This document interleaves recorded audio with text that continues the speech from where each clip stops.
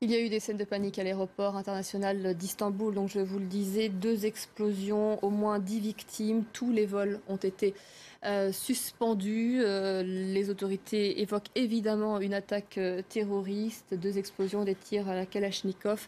Je vous propose d'écouter notre correspondant Quentin Raverdi, et puis on en parlera ensuite avec notre expert et sur ce plateau avec Fatma Kizil-Bolga.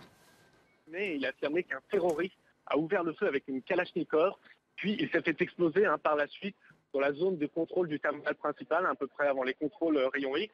Il a confirmé la piste de l'attentat suicide. Il a également annoncé un premier bilan, un premier bilan lourd. Il parle de 10 victimes et près d'une quarantaine de blessés. Plusieurs médias turcs, eux, vont plus loin, parlant même de 25 morts. Je vous rappelle que l'aéroport Atatürk, c'est le principal aéroport d'Istanbul, mais aussi de Turquie. C'est plus de 40 millions de passagers en 2015. Un aéroport qui est pour l'heure complètement bouclé par les forces de police turques. Le pays subit des attaques terroristes, Quentin, depuis déjà plusieurs mois. Alors, ils sont attribués soit aux terroristes de l'État islamique, soit au PKK, puisque le pays est en guerre contre les Kurdes dans le sud depuis des mois, depuis l'été dernier.